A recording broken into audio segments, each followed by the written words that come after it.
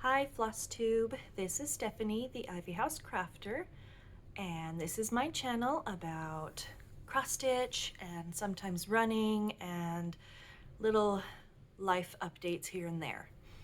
I like to start out just by jumping right in with the stitching updates, so we're gonna do that. The first piece that I want to show is one that you will see in pretty much every video this year, I'm sure. This is my Temperature Quaker by Stitchin' Mommy. I believe the last time I showed it, I had most of February done. I just had a couple more days down in here to fill out. And then, so since then I've finished February and worked on March. And last time I showed this, I was kind of mildly complaining about having to count to day 1 of March, which was way over here, but I ended up not having a problem with it at all because I waited until day 6, which is right here, and so I only had to count this far instead of this far, and then just fill in the rest of the days. So that worked well. In a temperature chart, if you have to count too far, all you have to do is just wait until a day that's closer, and then you can update. All right.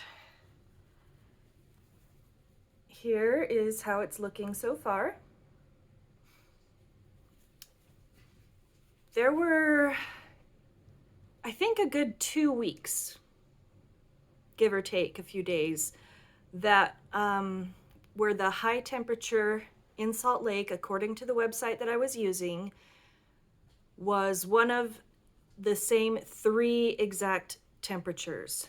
Every single day within that 2-week period was either, the high was either 39, 41, or 44. And so that was kind of interesting. That's the kind of thing you don't really notice when you're not keeping track of the temperature, but yeah, it was weird. But anyway, way down, or way over here, this color right there, that is my highest temperature so far. That was 57 degrees, I believe. Previously, the high temperature was 52, which was way over here in January. So yeah, we've had our highest temperature since January. We're still getting occasional snow. If I was marking snow on here, it would be all over the place, but I'm not. But hopefully it's going to start trending more and more warm temperatures, and we're going to start seeing more greens and maybe up even into the yellows, which would be fun. But for now, it's just purple and blue and a little bit of blue-green. All right. The next piece I have to show, this I have been using as my travel project. It's just really great. I fold it up, I stuff it in my purse. I don't even put it in a bag. I should, but I don't. I just put it in my purse with a couple lengths of floss, and then this, I have my my little scissors with a cover so that it doesn't like cut up anything in my purse. And then on the little fob here, I have a threader because the floss from this kit is very fuzzy and it does not like to thread onto the needle, so I have to use a threader. So anyway, the folded up fabric and this, and that's what I've been carrying in my purse. And I've let's see, since the last video, I think 3 times, maybe not, I don't know. Anyway, it's this piece right here. It's my stamped kit, Decorative Painting 9. I still have a long ways to go in using up the black, but I have made a start on it at least. And that is the final color for me to put in on this project. So here is what it's looking like now. And the part that I worked on was the black in this tree. The coverage isn't as great as I would like it to be. I don't know if you can, I don't know if it's gonna show up that I can see the fabric through the black, but I'm hoping that it kind of fluffs up a bit when I wash it, because I definitely have to wash this piece with all this stamping on it. But anyway, I should probably get it out and work on it even when I'm not like waiting at the car dealership or waiting to pick up my kids from some activity. I'll finish it a lot faster because I really don't do travel stitching a lot. I'm home a lot of the time, and when I'm not home, I'm usually actively doing something like shopping or being at church and playing the organ and stuff like that. Anyway, that is that piece, and eventually, once I have done a huge amount of black stitching, that will be complete and I can start my next one. Okay, now we're going to move on to WIPGO. If you remember or don't remember, whatever, I decided in February that I was going to do WIPGO, so I got out the board that I had intended for 2022, but never got around to doing. And then in February, I did the goals for both January and February. Last time I showed my completed goals, one for each month, and then this time I have 2 more completed goals. Once again, I did not bother grabbing the cover sheet for this. This is, these are my Saxon band samplers. This is Saxon Transylvania band sampler, but the one I worked on, Ye Old band sampler. My goal for this one was 7 days, and at the end of my last video there were 2 days left. So in those 2 days I stitched the rear leg of this lion, and then I outlined and began the stitching on the next band, which is these cute little deer. I can't see, Anyway, not a huge amount of stitching, but more than it looks like because this is 1/1 on 25 count. Using a variety of DMC variegated threads. And for that one, the main one is DMC 3777. Sorry, it's propped up against the couch right now, and I didn't want, and it was sliding. Every time I let it go, it would slide down, so that's why I was over here. That's what I was doing, keeping my project from falling over. So that is goal complete on Ye Old band sampler, and I believe that one was a January goal. The other WIPGO goal from January and February was dolphin sketch, and this was a drawing that I sketched in high school. I turned it into a pattern via pick2pat.com, and this is my oldest WIP, and I had 1 more day to work on it. This was also a 7-day goal, and so I had 1 more day, and I continued to work down here in the background, and I was able to get in quite a few stitches in that time because this is just big blocks of color. So WIPGO goal complete for dolphin sketch. There we go. And this one will probably be put away for a while.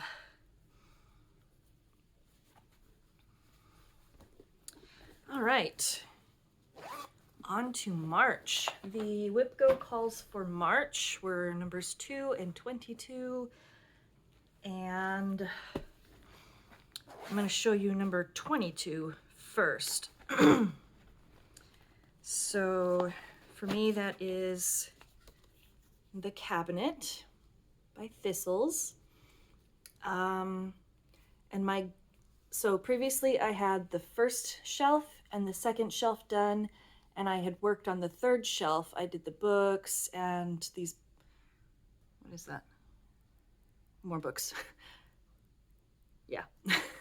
This is a really small, blurry picture. So I did these books and this stack of quilts or fabrics or whatever that is. So my goal on this for WIPGO was 1.5 shelves, which meant to complete this shelf and stitch the shelf underneath it. And I have completed that goal as well.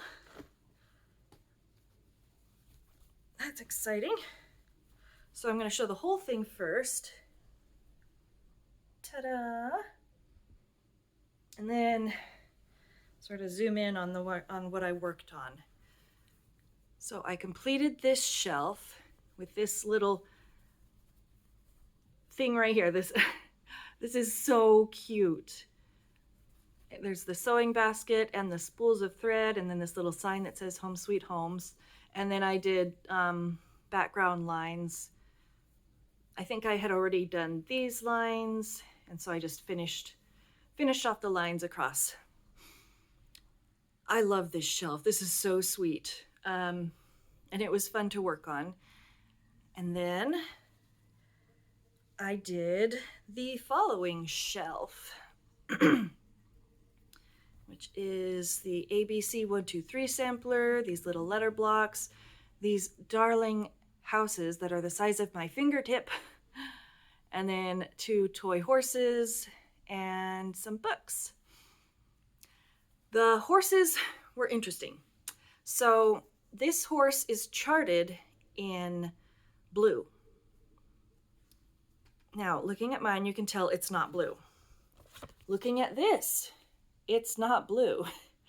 The blue that it called for was one that I was running low on. I only bought 1 skein of each color called for, and I knew that I did not have enough to complete this toy horse with what I had left, and I didn't want to buy more. This is another old project. Dye lot issues would have been a thing, so I just used a different color, one that was similar to the color that was stitched on the model piece, because they didn't follow the pattern either. So for specifics, this is Clay Pot. I don't remember which brand. It's either Classic Colorworks or Weeks Dye Works or Gentle Arts. Anyway, and then I used the blue called for in the saddle. And then this horse was called for in oatmeal. Again, one of those three dyers. I don't know which one. But on this fabric, oatmeal blends in really badly. The white in this red and white quilt is oatmeal. So yeah, it really blends in. I didn't want a horse that was going to blend in, and also I didn't have enough. Well, I might have, I don't know. But I didn't want the horse to completely disappear. And I'm pretty sure they didn't stitch this in oatmeal either. That's kind of bluish. The one here. I didn't want to stitch mine in blue either because, I don't know, I didn't. I used, what did I use? Bunny Honey instead. So this shows up nicely and it looks great with the others. Then I've got the books here. 1001 Nights, Heidi, Little Women, Grimm, and Anderson. So classics and fairy tales. This house is stitched 1 stitch too close to the blue one. It's supposed to have 2 stitches between, like the red and blue. I didn't notice that until I had already stitched the red horse. So I just left it there and added, I stitched this horse as it was charted in relation to the first horse, and then added an extra stitch between the second horse and the books. And then adjusted the background lines, the panels of the shelf, according to what it should have been if I had done it correct. So a lot of unintentional creative adjustments in this one. But it turns out great, and if I hadn't pointed anything out, you wouldn't know. It looks great. Anyway, once again, this is all 4 shelves that I have so far. Now my goal is complete on this one, which means I can put it away if I want to, but I'm toying with the idea of continuing to play with this one throughout the rest of the month, because I only have 1 shelf left. And then that could be a finish, and all I would have to do then would be FFO it, which, as we know, won't happen. But, you know, I mean, I can intend to anyway. All right, this is going to be a bit of a shorter video, which is fine because it's really late at night and I need to go to bed. Like, yeah. Anyway, the final WIPGO call for March, and this is actually really fun. I wasn't expecting this, but it worked out really great. Feasting Frenzy. This is the one that I worked a great deal on last month, and last time I showed this, I had finished all of the main stitching, and all I had left was back stitching and French knots. And my goal for this piece was to finish it. Actually, I changed my goal. My goal had been written because remember, this was, I made this board back for 2022. So the goal had been 7 days. So I just changed it to finish the darn thing because it was really close anyway. And I am super stoked because I completed my goal. I completed Feasting Frenzy. When I say complete, I do not mean iron. Anyway, so yeah, this was so much back stitching. I don't know if you saw, but I put up a community post a few days ago. And it's the meme of Gollum looking like really intense. And it says, when you're finishing up your dimensions kit, back stitching intensifies. Like, look at this. Look at that. So much backstitching. The wings on these birds. So much. And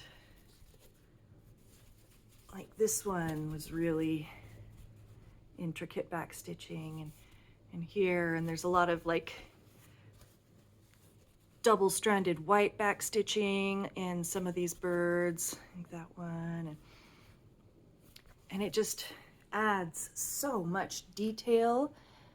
And so I'm just gonna kind of scroll up and you can just enjoy.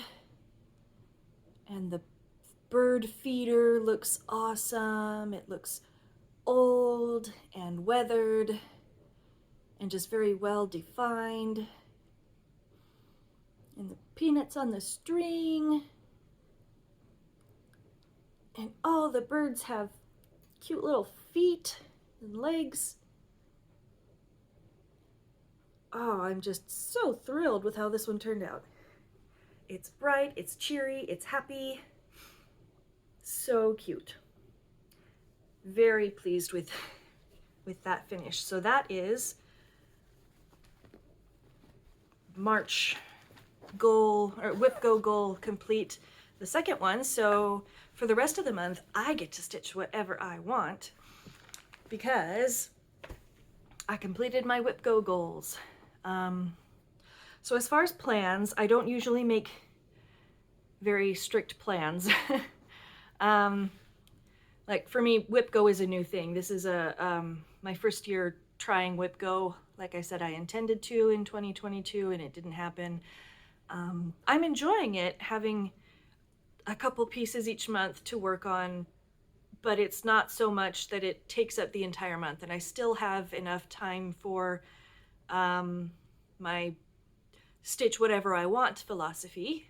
So let's see, like I said, I might continue with the cabinet because I'm still feeling kind of excited about that one and really want to see the last shelf done.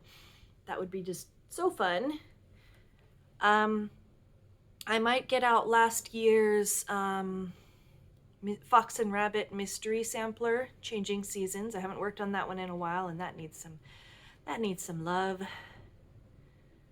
I'm probably going to put away the Saxon band samplers. It's been sitting out in the living room and getting cat fur all over it, so I think I need to put it away and cover it until I am ready to get it out again. Yeah. As far as any little life updates, so last time I told about how we got a new SUV because I sort of slightly damaged the old one for repairs that would cost more than it was worth. Anyway, so I think I mentioned that we didn't end up trading that one in at the dealership because they were only going to give us like $300 for it. So we're like, well, we'll just sell it somewhere else and see what we can get for it. We ended up selling it at CarMax. We got an online quote and then took it in, and they inspected it and gave us the official quote, which was the same as the online quote. And it was like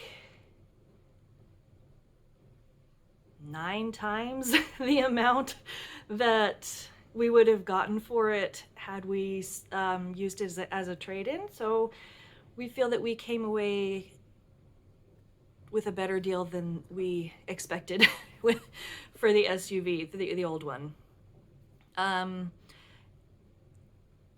If you'll remember, our smaller car was not working. This was a few videos back, several videos back, I think, but we had changed the battery, and then the battery like completely drained, and we couldn't get it to work. So finally, I say we, my husband did all the,